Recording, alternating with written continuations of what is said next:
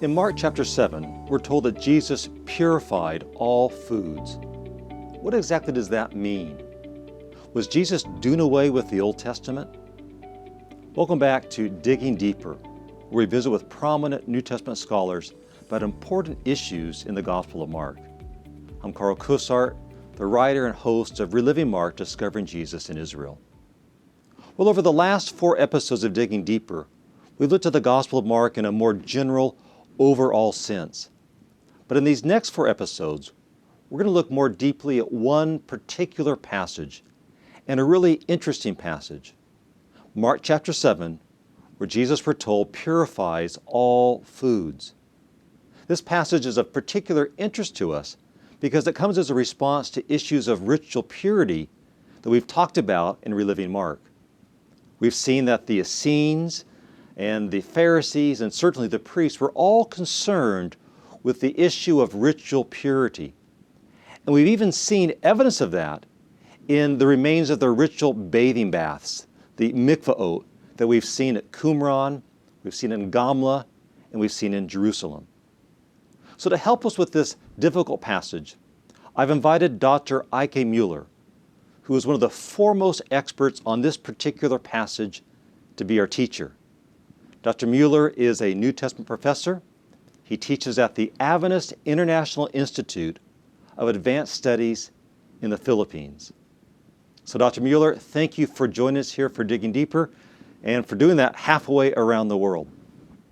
I'm glad to be with you. This is a fascinating passage, and thank you so much for inviting me to join you for this really important topic. I find this passage to be one of the most fascinating passages in the Gospel of Mark.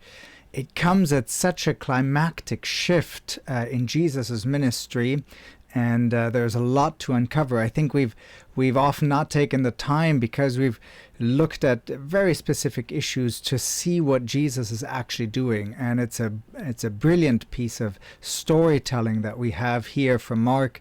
I look forward to uncovering some of this as we talk through this passage. Thanks for having me on.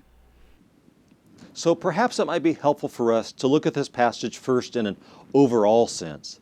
So could you summarize for us what is the actual conflict that we see taking place between Jesus and the Pharisees here in Mark chapter 7? Here in Mark chapter 7, we have a long conflict. And maybe it's important to realize at the beginning and outset of our discussion that this is a conflict story, meaning there's antagonists and protagonists. This is not a healing story, not a teaching story. This is a conflict story in which you have religious leaders that are attacking Jesus and Jesus responding to this. This is not the first time that these two have rattled their swords, so to speak. In chapter 2, we have already had a lengthy interaction between these two parties, between the religious leaders and Jesus. And in fact, there have been multiple exchanges that Mark has put together. And it starts even with a very dramatic fashion. A man is lowered through the roof. That is already dramatic in itself. But then Jesus ups the ante by declaring that this man's sins are forgiven. And that's how he heals him. And the religious leaders say, we do not mind a healing, but you are blaspheming God by claiming to be able to forgive sins. And that's where the conflict stories begin in the Gospel of Mark. Then we conclude that whole series of conflict stories with an even greater conflict, and that is Jesus talks about the Sabbath. And they have a conflict already about food and eating on Sabbath and walking through the fields. And Jesus says, I am the Lord of the Sabbath. I'm the one that created the Sabbath. I have a right to explain how the Sabbath should be observed. And that is such a dramatic event in the life of these religious leaders that they make a plot to kill Jesus. Yes, it can become more dramatic than even that, and that's what we see in chapter 7. For a while it's been quiet, now we return to a conflict. And this conflict between the religious leaders and Jesus is immense. In fact, it is so long that some people have thought that this might be 2 stories put together. But it's actually best to read it as one because Jesus responds to both parts, 2 conflicts actually, one after the other. So this conflict story in Mark chapter 7 is a huge one. It's the longest one, but it's not just the longest one. Within itself, it actually contains two different issues at hand. And we need to recognize that. We actually see these two issues right when the question gets put to Jesus. The question that is put to Jesus, why do your disciples not walk in the tradition of the elders and eat their food with defiled hands? There are two conflicts brewing here.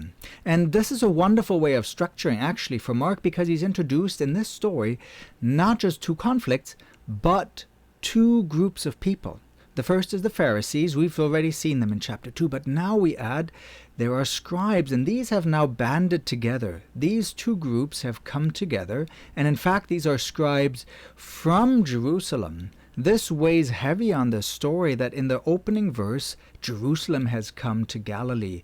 Usually Jerusalem let Galilee kind of be its own territory. There were provincial leaders, there were rabbis that were local, but now the delegation from Jerusalem, from the temple, from the highest court, has come to explore what this young rabbi is teaching and preaching. And they're observing it, and they're banding together with a rival political party, religious party in the first century. The Pharisees, the scribes and the Pharisees, they come together, and this is the cloud that hangs over this whole event, a huge group of antagonists that are coming to Jesus. So two groups of attackers have banded together, and they come together and they ask two questions. The first one is about authority, and the second, and that's a little more subtle, and the second one is the obvious one. Why do your disciples eat food with defiled hands? Well, this defiled hands is a complicated thing to understand, and we might not readily understand what this is. In fact, Mark's audience probably didn't understand what this was either. And so Mark does a very lengthy explanatory note. He kind of stops and pauses the story for a moment and says, well, wait a second, let me explain to you, because he's probably writing to a Roman audience. And he tries to explain the practices of the Jews in the Roman Empire at the time to tell the audience, they had these purity rituals.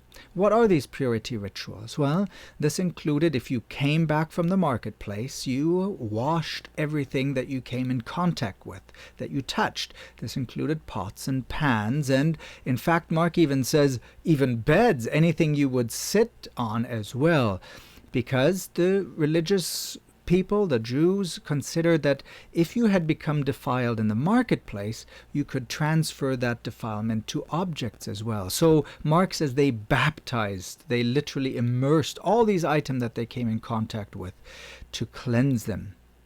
There's a second reason why we know this is ritual and not hygienic, because he talks about the practice of using a fist. And this might mean that either they were rubbing with fists, kind of like we do fist bumps now in this post-pandemic era, or maybe they used the amount that you could fit into a fist, how much water you could hold in a fist as a means. But either way, we see that this is a ritual practice where it's not primarily about hygiene, about come in from outside, wash your hands before you come to the dinner table. This is about a ritual, cleansing from defilement. This is actually not as foreign as you might think to us today. Maybe the most common place that you might have observed something similar is if you have entered into a Catholic church. They have a little basin right at the beginning, at the entrance of once you've entered the cathedral or the church, with holy water. And this is used not to wash your hands and take a bar of soap and scrub off the dirt or the grease from outside. No, this is to do a ritual purification, to put yourself into a place of holiness, to recognize the sacred sphere of that place.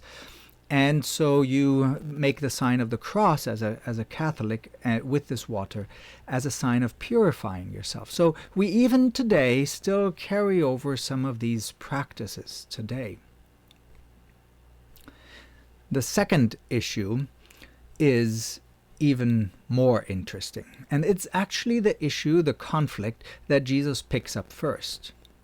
And in fact, it is something that I almost suspect that the religious leaders didn't expect Jesus to respond to. They were thinking that, well, Jesus is on our page. He is in agreement with us. And this has to do with the tradition of the elders. They claim in this question to Jesus, why do your disciples not follow the tradition of the elders? And this is the question about authority. Who has authority to say something? The tradition of the elders goes back to the time after the Babylonian exile, when the Jews returned, the Israelites and Jews returned back to Jerusalem and rebuilt the country after the exile. They wanted to be faithful to the cause. And so in this, what is often called the Second Temple period, they had religious leaders, rabbis and scribes that instructed the people on certain interpretations of Scripture. But over time, these became so codified or maybe calcified that they became a tradition that you must adhere to. And here we hear it in explicit terms. Your disciples are not following the tradition of our elders. And Jesus responds to this conflict in a fascinating way. The first thing that he does, he accuses the religious leaders of hypocrisy, but he does this by citing Isaiah, a pre-exilic prophet. So before the Babylonian captivity, Isaiah proclaims, and he's a prophet sent from God, not just an elder appointed by the community. And Jesus uses the words of Isaiah against the religious leaders here. And then if that isn't enough, he uses an even stronger authority, if you could even say that, and uses Moses as the authority to say, look at how you have distorted the law of God. And he cites the Mosaic law. Two authorities against the two bands of antagonists that are going against Jesus. And with that, Jesus pulls the rug right out from underneath them. They are now exposed not as the holy ones that come to protect the laws and the regulations of the community. They've been exposed by Jesus as the ones that shamefully alter the law of God, the Word of God, and therefore they disappear. And the story is fascinating because they don't make an exit as in other conflict stories, or they don't meet in a subcommittee or in a back room to plot another murder. No, they just disappear. They have been so shamed by Jesus' words because of their own actions that they just disappear out of the story. And then in the second part of the story, Jesus can now address the whole community, the wider community of listeners, and say, this is what I want my followers to do. And that is where we'll talk, I'm sure, a little more about that purity context and what Jesus is actually doing in the purity context. Two conflicts, one about authority and the other about purity. Thank you, Dr. Mueller. I invite you to join me as we continue this conversation in the next episode of Digging Deeper. In that episode, we'll be looking at Old Testament purity laws and how they're different from the purity traditions of the Pharisees at the time of Jesus. So I hope you can join us for that conversation. Until then, take care and thanks for watching.